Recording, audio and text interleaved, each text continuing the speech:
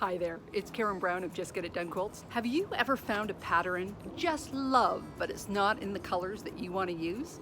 Well, today I'm going to show you 5 techniques to help you convert that pattern into a quilt that you want to make. And stay to the end where we pull everything together. So stick with me and I'll show you how to do it. Today I'm going to show you how to change the colors in a quilt pattern to the colors that you want to use.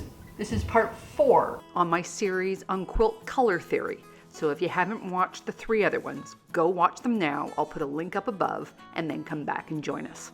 So if you followed the steps in the previous video, you took your favorite colors and you stretched them. You added white, you added black, you added gray to see how far you could go. And then you went around the color wheel to see your color range that you had. And you found your own personal harmony. But how do we apply that to a quilt pattern? Well, the good news is quilt designers have done almost all the heavy lifting in terms of color layout.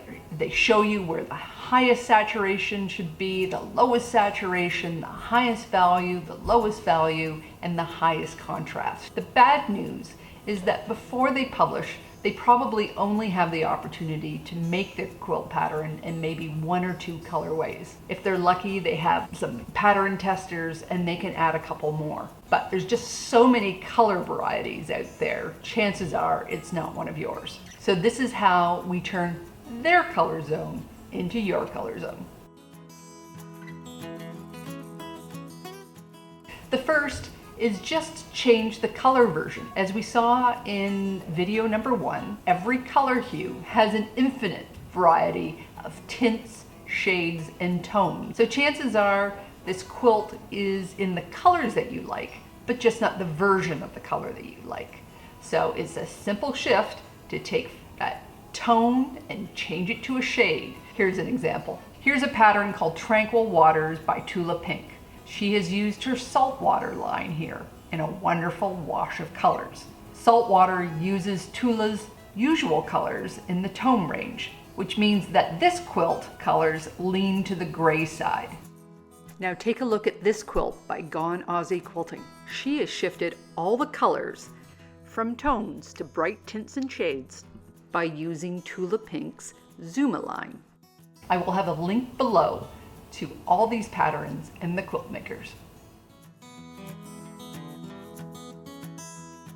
Technique number 2 is change the range and saturation. Sometimes the colors are perfect, but you just want a little bit more range or a little less range in color. So this means taking the pattern's original swatches and adding more white to one side and or black to the other to get a larger range.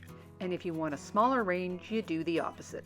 This blue and white log cabin quilt by Patchouli Moon Studios has a range from white to dark navy. This other one by Twiddles Studio Quilts uses the same blues but with a much smaller saturation range, going from navy to just the tint side of blue, giving it a much softer look. When we found our color zone, we found we each had a natural harmony. So when you look at a pattern and find that it has the same harmony that you like to play with, but just not your colors, let's just spin the wheel. Here is the Orange Juice quilt by Cristy Fincher of Cristy Creates. Her quilt is a beautiful analogous collection of warm colors and confetti. Here it is again. She turned the wheel to the opposite side and used cool colors. She kept the same contrast of saturation, value, and color. She just spun the wheel. Technique number 4 is to play with the values. Now, value is probably the trickiest part of the color zone and hardest for us to understand, but we can see it through a black and white photo. This Shadow Dance quilt by Cool Cat Creations uses batiks. And normally, if this was made out of solids, it would have a large range of value and saturations, but the batiks soften both. Just look at this version by Kiwi Quilter Annie. By taking out the color and making this an achromatic quilt, value is doing all the heavy lifting with some spectacular results.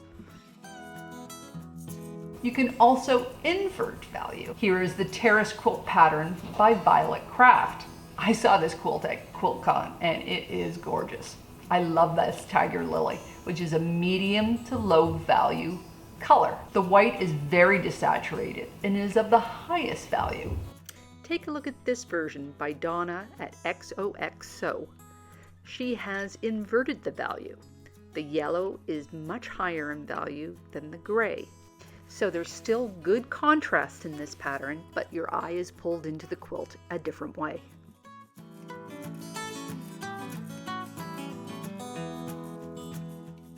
And the last way is to change the color harmony. This technique is easiest when you change from one color harmony to another that have the same number of hues. Here are 3 versions of the Ave's quilt. The original has a complementary color harmony and strong contrast. This one by Judy Rosa has a triadic color harmony. This one from Opal Ya has an analogous color harmony. But what makes them all work is that they keep the same contrast and saturation. That is, no matter what hue they were working with, they use fabrics all the way from dark to light in the same manner as the original pattern.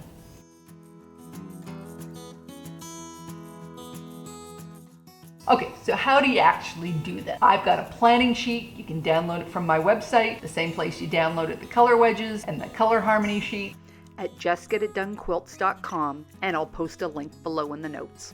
So the first thing you should do when you're looking at a quilt pattern is note why you are attracted to that quilt pattern to begin with. Does it look like it's an easy quilt? Does it look like it's going to challenge you? Does it highlight something? Is there a secondary pattern that you like? Just make a note of it. Sometimes we can wander off in our fabric selections, and if we're not aware, we can lose this element. So always keep that in mind when you choose your fabric. Let's go back to that very first quilt, Tranquil Waters by Tula Pink. So what's special about this pattern? It looks like it's fast and easy, it's got big blocks, so it's a good advanced beginner quilt. Look at the way that she's used her fabric. It's going to be a great thing to fussy cut with.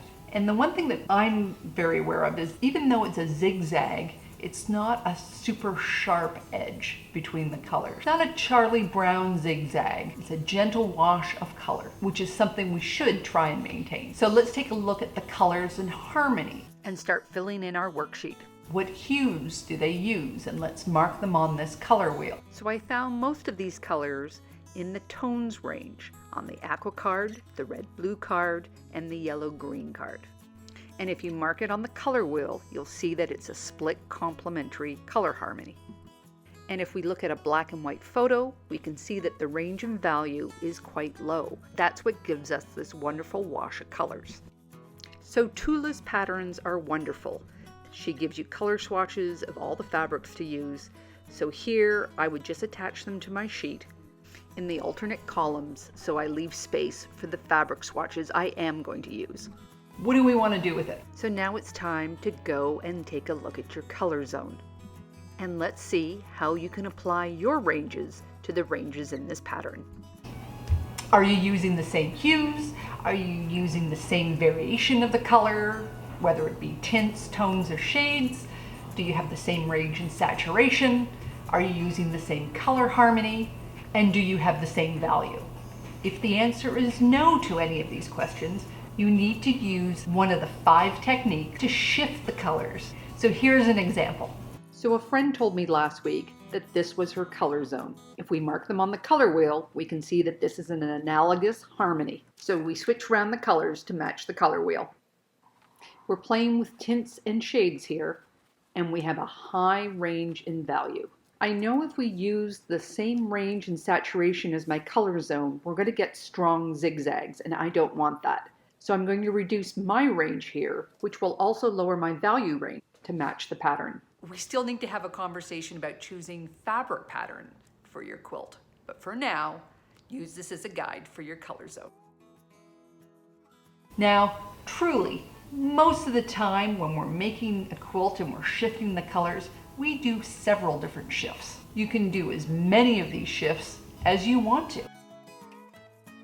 It's whatever you want to do. And this is the fun part of quilting too. This is a planned way of going about it so that you don't lose those elements of the quilt that attracted you in the first place. So I think I've now covered all the bases in choosing colors for your quilt. There's a couple more videos that I'd like to make in this series, but I'm going to put them aside for a little while and maybe make them later in the summer.